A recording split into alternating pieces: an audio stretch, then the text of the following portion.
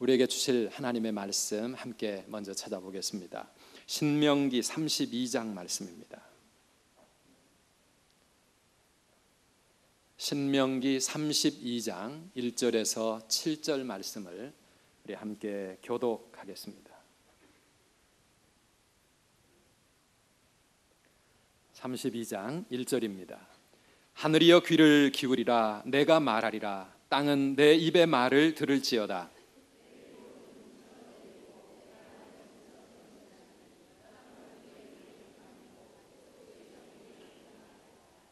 내가 여호와의 이름을 전파하리니 너희는 우리 하나님께 위엄을 돌릴지어다.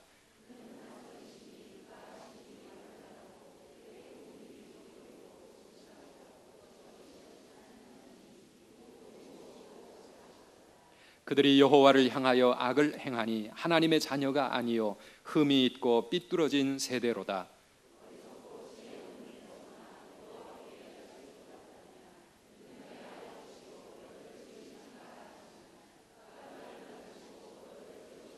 칠절 다 같이. 옛날을 기억하라. 역대의 연대를 생각하라.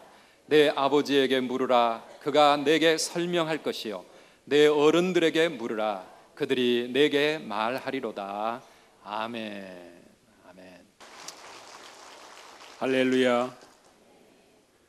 제가 재직할 때는 설교 시작하면서 할렐루야 한 번도 해본 적이 없는데 후배 목사님들이 하는 걸 보니까 재미도 있고 좋더라고요. 그래서 제가 두 번째 지금 시험을 하고 있습니다. 사실 오전 예배는 일일 부흥회는 아닙니다. 부흥회에 참석할 기분을 느끼시려면 반드시 오후 예배 참석해 주시고 오전은 제가 주신 말씀을 깊이 묵상하면서 여러분들이 어떻게 해야 될 것인가 하는 점에 대한 새로운 결단이 있었으면 참 좋겠습니다. 구원은 우리가 다 예수 믿고 구원 받았죠? 구원은 믿음으로 받는 거죠. 너희가 그 은혜를 인하여 믿음으로 말미암아 구원을 얻었나니 이것이 너희에게서 난 것이 아니요 하나님의 선물이라. 에베소 2장 8절에 있는 말씀입니다. 그런데 신앙생활은 교회 안에서 교회를 통하여 보호도 받고 인도도 받고 가르침도 받고 하면서 성장해 가는 것이 우리의 신앙생활입니다. 신앙생활은 교회와 불가분리의 관계에 있다는 것을 의미합니다. 여러분들이 선두교회에 오신 것을 진심으로 축하하고 교인된 것을 진심으로 감사하면서 여러분들이 선두교회에 오는 동안 주위에는 많은 교회들이 있었습니다. 무엇 때문에 이 교회에 왔습니까? 우리 곽 목사님의 말씀이 좋아서 오신 분들도 있을 거고 교회가 가까워서 오신 분들도 있을 거고 한번 발 딛고 보니까 뺄 수가 없어서 멀지만은 그냥 오신 분들도 있을 거고 많은 사연들은 있을 겁니다. 그렇지만은 이것이 하나님의 나를 이 교회로 인도하셨다. 그렇게 믿는 것이 또한 믿음입니다. 교회 중에는 종류도 참 많습니다. 감리교회 교인도 있고 성결교회 교인도 있고 큰 교회 교인들도 있고 적은 교회 교인들도 있고 오래된 역사를 가진 교회 교인들도 있고 개척교회 섬기는 교인들도 있고 다양한 교회 많습니다. 하필이면 선두교회냐? 이름이 좋아서? 거기야 그런 말이 있잖아요. 속꼬리보다는 닭벼슬이 되라. 그래, 선두에 서는 것이 좋지. 뱃머리에서 항해할 때 이 선장이 앉은 선두가 안 좋습니까? 그 선두도 있고 막 여러 가지 의미 좋아서 선두교회 교인이 된 것은 아닙니까? 깁니까?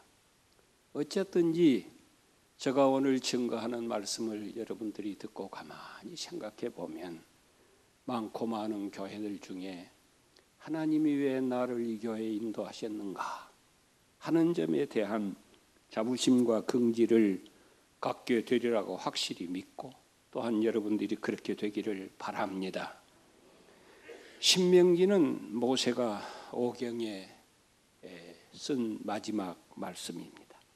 여기에는 길고 짧은 설교 3편으로 신명기서가 돼 있습니다. 모세는 이 3번의 설교를 통해서 위대한 하나님께 대한 신학적인 문제를 대답하고 있다 하는 것을 우리가 다 압니다. 이 신명기는 광야 생활을 마친 제2세대, 새로운 세대들에게 전한 말씀입니다. 이때가 가나안 입국 2달 전이요, 모세가 세상을 떠나기 1달 전의 말씀이기 때문에 고별 설교라고 말하기도 하고 유언적인 말씀이라고, 유언집이라고도 말합니다. 그럴 때 우리 가슴에는 더 찡한 감동이 주어집니다. 보통 말씀보다는 유언이라고 하는 것은 더 힘이 있는 말씀 아닙니까? 그렇기 때문에 이 말씀은 더 귀하다, 저는 그렇게 생각을 합니다. 7절 말씀을 보니까 옛날을 기억하라, 역대의 연대를 생각하라, 그런 말씀을 이제 하고 있습니다. 모세는 이 말씀을 하기 전에 하면서 1절에 하늘 땅을 증인 삼습니다. 하늘이여 귀를 기울이라, 땅이여 내 입의 말을 들으라. 땅과 하늘을 여기 언급하고 있습니다. 그만큼 지금 모세가 증거하는 이 말씀은 중요하고 의미가 깊은 말이기 때문에 사람들이야 듣든지 말든지 땅이여 하늘이여 내가 전한 이 말을 기억해다오 들어다오 하면서 지금 이 말씀을 하고 있는 것을 우리는 보고 있습니다. 옛날을 기억하라고 합니다. 모세는 여기서 하나님의 사랑의 역사를 말합니다. 그들이 하나님께 받은 광야 생활하는 동안 받았던 한없는 사랑, 한없는 은혜, 그거 기억하라고 얘기하고 있습니다. 역대의 연대를 생각하라고 합니다. 조상들이 지나온 과거 역사, 너희들 알아야 된다. 하늘에서 그냥 땅에 떨어진 어떠한 존재가 아니다. 지난 유구한 역사를 통해서 너희들이 이 자리에 있다는 것을 기억해야 된다. 지금 그 말을 하고 있습니다. 역사는 단순히 인간 사회가 걸쳐온 변화된 모습이나 기록을 역사라고만은 말하지 않습니다.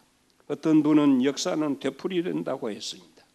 다른 분은 말하기를 역사는 되돌아보는 예언이라고도 말합니다.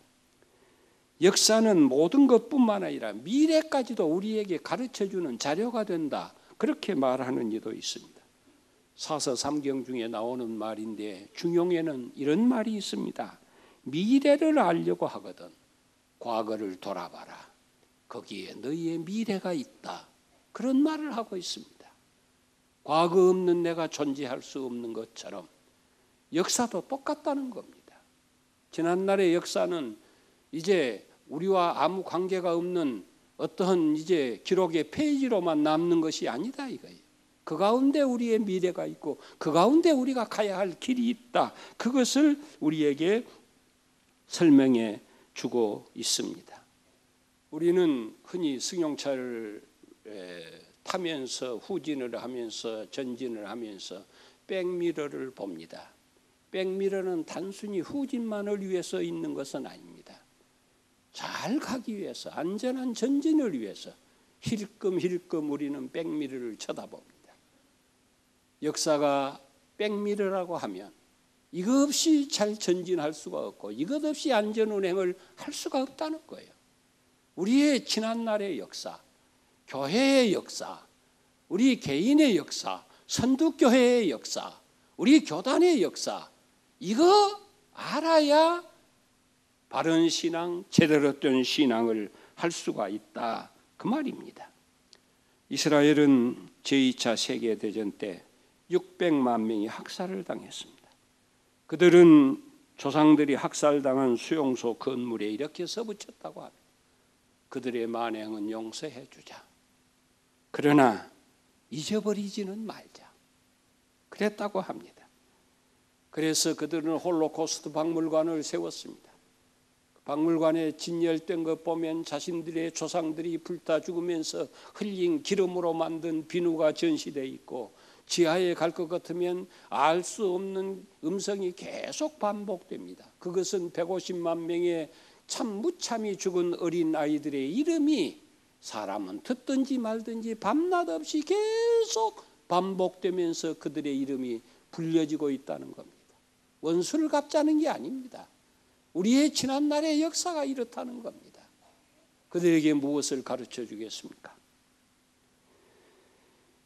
뿐만 아니라 예루살렘과 텔아부브 고속도로 변에다가 600만 그루의 가로수를 심고, 그들은 학살당한 600만 명의 자기 조상들을 잊어버리지 않고 있다는 겁니다. 오늘 우리 중 대부분은 조국 광복 이후에 태어났습니다. 그렇다 할지라도 우리에게 있어야 할 것은 역사의식입니다. 이 역사의식 없는 민족은 뿌리 없는 나무와 같다, 그렇게 비유할 수가 있겠습니까? 옛날을 기억하라, 역사의 연대를 생각하라, 그렇게 말합니다. 오늘 우리 본문이 기억하고 생각해야 된다는 거예요. 이거 없이 살아가고 있는 우리에게 주는 어떠한 큰 의미 있는 말씀 아닙니까? 역사학자들은 우리나라의 운명을 바꾸어 놓은 10대 국난을 이렇게 말합니다. 첫째는 고려시대의 몽고의 침략을 제일로 꼽습니다. 7차에 걸친 28년 동안 그들의 침략은 계속이 됐고, 조국은 만신창이가 됐다는 것을 역사는 우리에게 잘 기록해주고 있습니다. 둘째가 민족 상잔의 비극인 6.25라고 합니다. 6.25 전쟁 3년 1개월 동안에 계속됐습니다. 전쟁 고아가 10만이요, 과부가 50만 명이요, 전사자가 150만 명이요, 이산가족이 1000만 명입니다. 전비가 150억 달러라고 합니다. 세계 제2차 대전이 세계가 맞붙어서 싸웠던 것보다 피해와 비용이 더 많이 들었다는 것이 3년 1개월 동안에 계속된 이 땅에서 있었던 민족 비극의 6.25입니다. 셋째가 임진왜란, 넷째가 병자호란, 그 뒤가 운양호 사건, 러일전쟁, 청일전쟁, 이렇게 이어져 가고 있습니다. 이것이 우리 조국의 운명을 바꾸었다는 거예요. 고조선에서 대한제국이 망할 때까지 2019년 동안 310회의 우리는 침략을 받았습니다. 그 중에서도 가장 많이 침략을 받은, 침략해온 나라가 섬나라 일본입니다. 역사는 기록하기를 111회, 암송하기도 쉽습니다. 저는 잊어버릴 수가 없네요. 반만년 역사를 자랑하는 우리나라는 이런 침략을 많이 받았습니다. 섬나라 일본은 맹치 유신 이래 서양 문물을 받아들여 근대 문명 국가를 이룩하고 상고공업의 발달로 말미암아 해외 시장을 확보하기 위하여 대륙 진출의 꿈을 밤낮 키워왔습니다. 마침내 청일전쟁에서 이겼습니다. 뒤이은 러일전쟁에서도 이겼습니다. 기고만장한 일본은 이제 우리나라를 노골적으로 압박하기 시작합니다. 일본은 대원군과 공모하여 친러파인 고종 황제의 황후 민비를 시해합니다. 역사는 을미사변이라고 기록하고 있습니다. 1904년에는 강제로 제1차 한일 협약을 맺고 외교와 재정권을 간섭하기를 시작합니다. 1905년에는 고종 황제를 협박하여 제2차 한일 협약을 맺습니다. 이름하여 을사보호조약, 부끄러운 이름을 우리에게 전합니다. 1907년에는 제3차 한일 협약을 맺고 통치권을 장악하고 군대를 해산시킵니다. 1910년 8월 22일에는 몇 회입니까? 이완용을 매수해 가지고 한일 합방 조약을 체결하게 됩니다. 일주일 뒤인 8월 29일에 대회로 공포하는데 이것을 경술국치 혹은 국치일이라고 역사는 기록하고 있습니다. 건국 이래 27대 519년에 이르는 이조의 운명은 종지부를 찍게 됩니다. 우리는 일본의 통감 정치와 총독 정치 밑에서 36년간을 압박과 서러운 세계를 보내게 됩니다.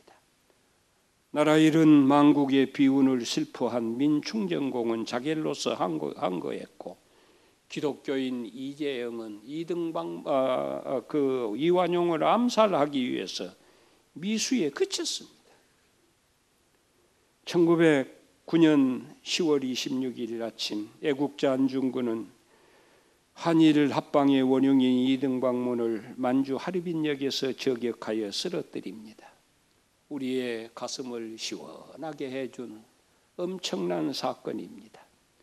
그는 황해도 해주에서 태어나서 17세의 소년으로 기독교에 입문하게 됩니다. 31세의 젊은 나이에 형상의 이슬로 사라지면서 그가 우리에게 남긴 유언이 아직까지도 살아있습니다.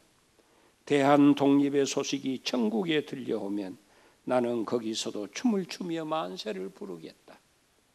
31살 한창의 나이에 조국을 위해서 한 몸 던진 그가 마지막 남긴 유언이라고 합니다.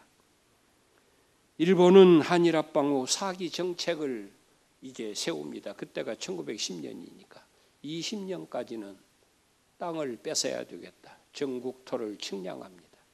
30년까지는 식량을 뺏어야 되겠다. 우리가 모자라니까. 그래서 공출이라고 하는 미명하에 쌀, 보리, 콩, 그래도 쓸만한 곡물은 다 빼앗아갔습니다. 그때 어렸던 나는 초군 목표로 연맹하면서 배를 채우지 못해서 어떻게 참고 견뎠는가 모르겠어요. 서러운 시절이 생각이 납니다. 1940년대까지는 사람을 뺏자 일종의 멸종 정책입니다. 군인과 징용과 보국대와 정신대라고 하는 이름으로 사람들을 빼앗아갑니다. 그때 우리나라가 인구가 2천만 명이었습니다.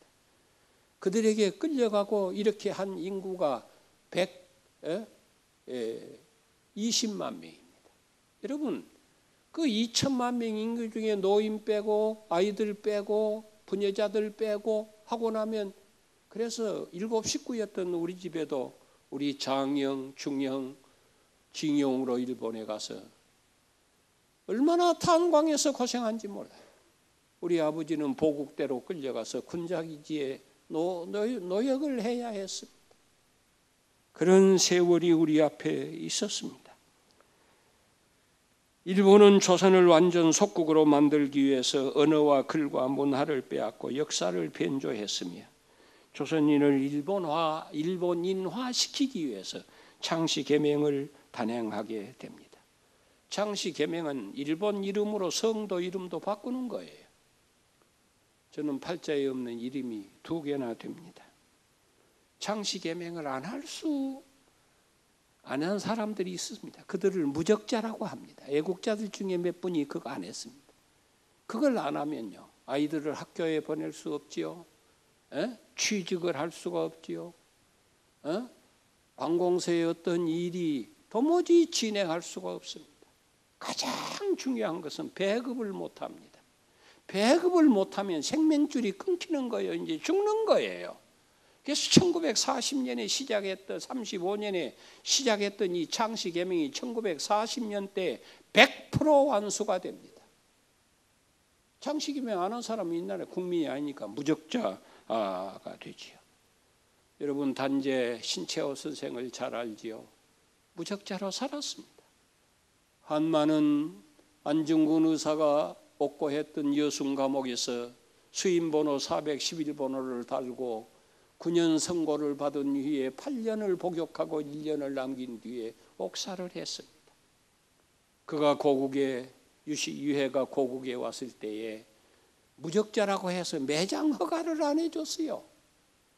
인심 좋은 우리는 개돼지가 죽어도 양지 바른 곳에 갖다가 묻어주는 것이 우리 조상들의 모습이었습니다. 그런데 무적자라고 묻어주지 않아요. 배짱센 조선 맨장에 의해서 묻혔다고 하는 슬픈 기록을 저는 고등학교 시절에 읽으면서 그것이 얼마나 한이 됐든지 지금도 내가 이 자리에서 그 증언을 하고 있는 거예요. 그가 대한일보 주필로 있다가 망명길에 오를 수밖에 없었을 때 오산 정주 오산 학교에 들리게 됩니다. 거기서 춘원 이광수를 만나게 되는데 그가 세수하는 모습을 이광수가 트집을 잡는 거예요. 자네 세수하는 모습 다시 배워야 될 것 같아. 왠가 하니까 세수를 우리는 엎드려서 이렇게 씻고 물 떨어지면 또 씻고 그럽니다. 여기는 괜찮아요. 근데 그러니까 여기가 다 젖는 거예요. 그러니까 세수하는 법 다시 배워야 되겠네. 뒤돌아보면서 한 말이 뭔 줄 압니까? 나는 일본 놈들이 망하기 전까지는 허리 굽히지 않아. 지저없이 살아가는 오늘 우리들에게 가슴을 찢는 말처럼 저는 그렇게 들립니다. 경신대가 종전 당시 8만 명이, 우리나라 여자들이 6만 5천 명입니다.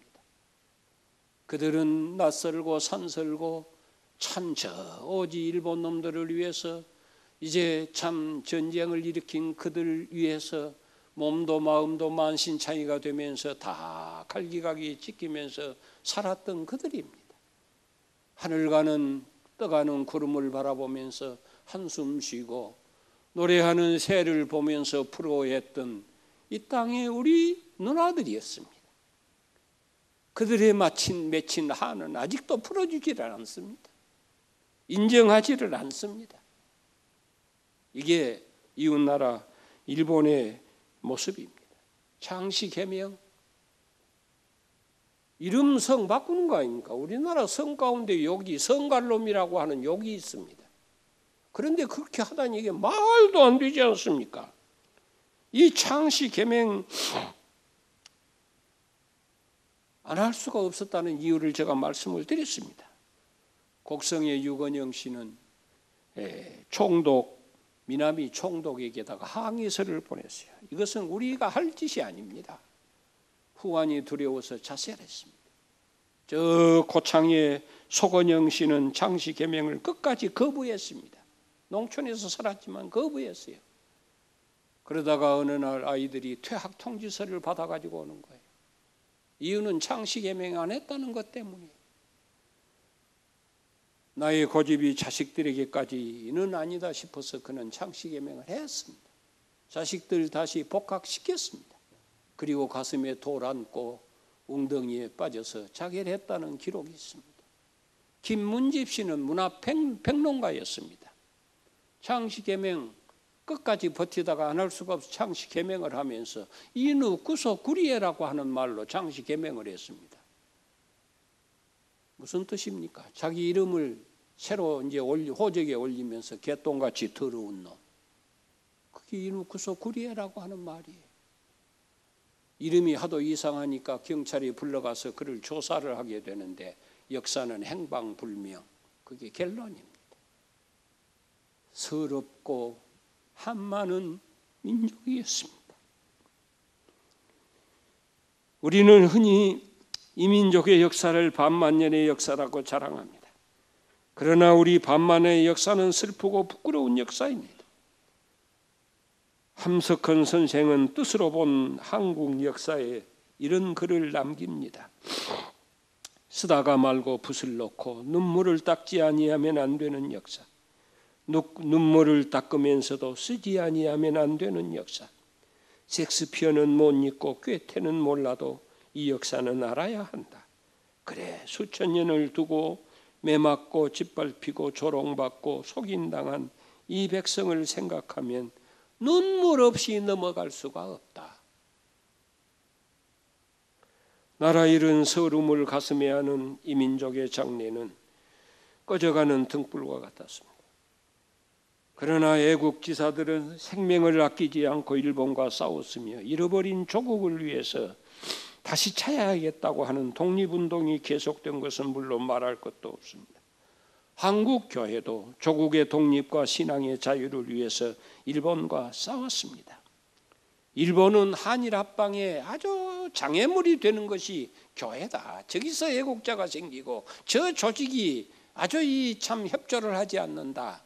이런 것을 알게 돼서 이제 교회를 박멸하기 위하여 간악한 신사참배 제도를 내게 됩니다. 그 중에 하나가 신사참배인데 우리 기독교와 관련된 역사적인 사건이 세 가지가 있는데요. 첫째는 백오인 사건입니다. 가서 좀 찾아보세요. 둘째가 3.1운동입니다. 3.1운동 30상임 3인 독립선언서에 서명한 자가 기독교인이 16명입니다. 그 중에 목사가 대부분이고 장로 몇 사람, 평신도 한 사람이 있습니다. 그만큼 당시에는 영향력이 컸습니다. 교회가. 마지막 이제 가난한 수단이 신사참배입니다. 이것은 교회의 말살운동입니다. 신사라고 하는 것은 일본 천황을 위해서 몸바치고 희생한 사람들의 영을 이제 참 모신 사당을 신사라고 합니다. 여기에 이것저것 추가돼 가지고 800만 신을 이제 지금은 그들 사당에 모시고 있다. 그들 그렇게 얘기를 합니다. 미신과 우상의 사당입니다. 그런데 거기에 기독교인들은 참배하라는 거랍니다. 절하라는 겁니다. 1계명이 금하고 2계명이 금하고 말씀이 금한 거기에 절하라는 겁니다. 이거 할 수 없는 일이지 않습니까, 여러분? 이 신사참배는 1935년 9월 총독 우각기가 학교를 중심으로 처음에 시작을 했습니다. 반대에 부닥치게 됩니다.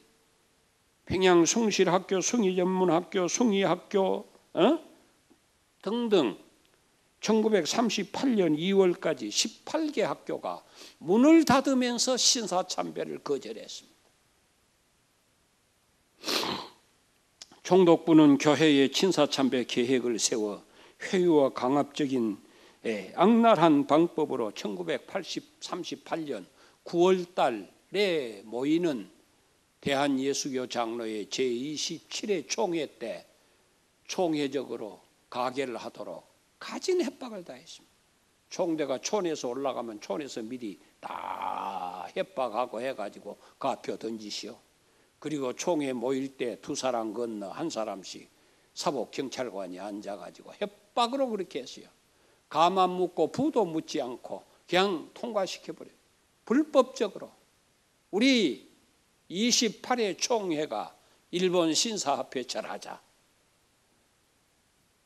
이것은 기가 막힌 일입니다. 일본이 신사참배를 강요했을 때 처음에는 많은 종들이 투옥됐습니다.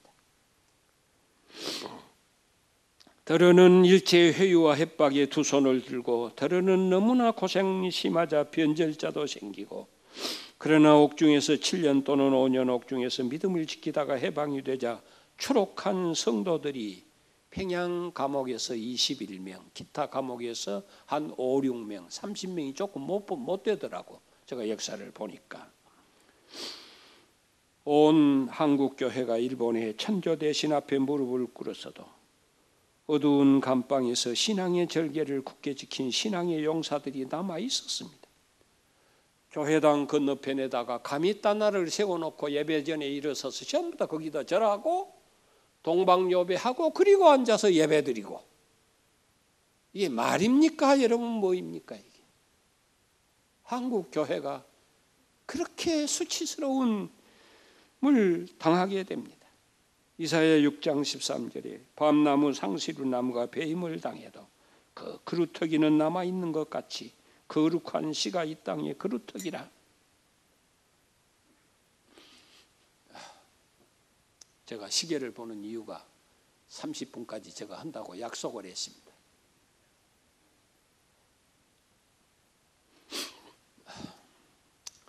우리는 하나님의 은혜로 1945년 8월 15일 광복의 기쁨과 축복을 받았습니다. 8.15 민족 해방과 조국 광복은 이민족의 유월절입니다. 이스라엘 백성들은 애굽의 노예 생활 430년을 이 유월절의 해방으로 그들은 해방을 맞게 되고 출애굽하게 됩니다. 우리는 이 유월절을 통해서 36년의 압박과 서름에서 해방이 됩니다. 하나님께서 이 민족을 축복하신 날이요 대사를 행하신 날입니다. 그래서 시편 126편 2절에 여호와께서 그들을 위해서 큰 일을 행하셨다. 옛 번역에는 대사를 행했다 그랬어요. 이 출애굽이 이 유월절이 대사 아닙니까? 8.15 광복의 의의를 세 가지로 나눌 수 있다고 하면 첫째는 조국 광복입니다. 자유, 해방, 정리 그게입니다. 둘째는 우상 앞에 무릎 꿇은 한국 교회를 다시 세우는 교회 재건 운동의 기회가 됐다는 거예요. 세 번째는 그 믿음으로 그 신앙 바탕에서 우리가 아름다운 교회를 이루어 가자. 우상 앞에 무릎을 꿇은 사람들이 회개하자 해도 회개도 않고 저렇게 뻔뻔하게 교권을 잡고 저렇게 하는데 우리만이라도 그렇게 해보자 하는 계기가 됐다는 것을 제가 말씀을 드릴 수 있겠습니까? 여러분, 교파가 구원 주는 거 아닙니다. 교파가 좋다고 해서 예수 잘 믿는 것도 아닙니다. 그러나 여러분, 신앙의 뿌리는 무시하지 못합니다. 뿌리라고 하는 것은 이것은 무시하지 못하는 거예요. 뿌리 없는 것이 부평초입니다. 부평초는 바람 부는 대로 물결 치는 대로 떠내려되는 것이 부평초입니다. 물 가운데 뿌리나 거기서 양분서 뿌리는 없어. 진짜 땅에 박고. 그러나 포와 풀이라고 하는 이 호밀의 일종인데 이것은 키가 한 5cm 정도밖에 안 됩니다. 그렇지만은 뿌리가 이것은 사막 황무지에서도 잘 자라는 식물의 일종인데 이 뿌리가 622kg. 나는 이걸 보고 깜짝 놀랐어요. 그러니까 거기서도 자라는 거예요. 기억해야 됩니다. 신앙은 공중에서 떨어진 게 아닙니다. 교회도 그런 거고 말이에요. 여러분 알아야 됩니다. 우리 총회는 8.15 해방과 더불어 출발하게 된 교단. 따라서 총회의 역사는 짧습니다. 전통도 짧습니다. 그러나 평양신학교의 오랜 전통과 장로교회의 정통성을 이어받은 영적 장자교단이니 피 흘려 한국교회를 지킨 순교자의 후예들이요 보수신학의 보루입니다. 하나님의 영광이 한국교회를 떠났을 때 그래도 하나님 앞에 우리가 회개하고 자복하자 하면서 무릎 꿇고 시작한 교단이에요. 부족하지만은 우리가 그분들의 후예라고 생각할 때 조금 죄송하지 않아요? 되는 대로 사는 것이 너무나 부끄럽다. 그렇지 않습니까? 무능하지만은 우리가 순교자의 반열에 서 있다. 너무나 부끄러워 거기서 이름 빼야 될란갑다 싶은 생각 들지 않습니까? 무명한 자들이지만은 우리가 한국 교회의 깊은 뿌리를 간직하고 있고 지킨 자들이다. 동의하셔야 됩니다. 일제 신사참배 강요에도 굴하지 않고 끝까지 한 것 같다가 토옥된 자가 한 70여 명 됩니다. 그들 중 50여 명이 순교를 당했습니다. 감옥에서 죽지 않고 살아남았다 해방과 더불어 나온 사람들이 아까 한 30여 명 된다고 했습니다. 추록 성도들은 그게 이제 8월 18일 날 추록을 했거든요. 17일 날 추록을 했어요. 18일 날은 다 죽이기로 작정된 날이에요. 하나님이 참이 8.15 광복을 주지 않았더라면 그들 다 옥중에서 죽을 사람들이었습니다. 그들은 추록하자마자 집으로 다 돌아가지 않았습니다. 2개월 동안 평양 산정교회 주기철 순교자 주기철 목사님이 섬겼던 산정교회에서 2개월 동안 건강을 보살피면서 나라를 위해서 기도하면서 2개월 동안 함께 거기서 머물러 있으면서 한국 교회를 염려하게 됩니다. 그들이 내세운 것이 그렇습니다. 또 2개월 지난 9월 며칠입니까? 20일 날 교회 지도자들 신사 참배한 목사 장로들은 통에 자복하고 나서야 되지 않겠나? 여러분 옳은 말 아닙니까? 틀린 말입니까? 자 스스로 권징은 받되 자숙이다. 지 스스로 하나님 앞에 자숙한다. 적어도 2개월 이상은 해야 된다. 그동안 강단은 집사가 지키든지 평신도가 하든지 그들에게 맡기고 우리는 하나님 앞에 이 큰 죄에 대해서 회개하고 자복하자. 그것이었습니다. 그런데 전국 교회가 함께 했으면 좋겠다. 이것이었습니다. 그리고 마지막 한 가지가 있다고 하면 이제 한국 교회를 이끌어 나갈 새로운 신학교를 우리가 세웠으면 좋겠다. 이런 발표를 하게 됩니다. 그런데 입장을 달리한 사람들의 반응이 어떠합니까? 27회 총회 사회를 보면서 신사참배를 결의했던 홍택기라고 하는 목사님이 이런 말을 했습니다. 옥중에서 고생한 사람이나 교회를 지키기 위해서 고생한 사람이나 그 고생은 다 마찬가지다. 똑같다. 옥중에서 고생한 사람의 고생은 크고 교회 지키기 위해서 고생한 사람의 고생은 절대로 적은 것이 아니다. 이게 신사참배하면서도 우리는 교회를 지켰다는 거죠. 교회를 등에 지고 일제의 강압에 할 수 없이 굴복한 사람들의 고생이 오히려 감옥에 있는 사람들보다 고생이 더 크다. 이게 말입니까? 범벅궁입니까? 이것은 칼국수도 아니고 수제비도 아니에요. 여러분 말이라도 이렇게 하는 것은 아니잖아요. 그 정신이 어떻겠습니까, 여러분? 추록 성도들이 매 맞을 때 뭐 했겠어요? 잠 못 자면서 눈물 흘릴 때 뭐 했겠어요? 찬 감방에서 고생당할 때 그들은 어떻게 지냈겠어요? 말도 아닌 소리를 한 거예요. 이것이 그 분위기였습니다. 대표적인 것이었습니다. 해방된 조국의 한국교회는 우상 숭배자들과 권력자들의 교권주의자들의 손에 고스란히 넘어갔습니다. 99% 더 되니까 말이 안 통하는 거예요. 추록 성도들은 1938년 폐교된 평양신학교를 계승할 새로운 신학교 설립을 도모하게 됩니다. 사랑하는 성도 여러분, 36회 총회가 그들을 쫓아냈습니다. 당신들은 들어오지 말라. 그 역사적인 과정을 제가 시간이 없어 설명하지 못합니다. 그것이 대구 제1교회에서 모였던 36회 총회입니다. 우연인지는 모르지만 그게 60년 4월 25일에 쫓아냈습니다. 그런데 그 해에 2달 후에 6.25가 터졌고 12월 24일에 그 교회에서 42명의 아이들이 압살을 당하는 비참한 참극이 벌어집니다.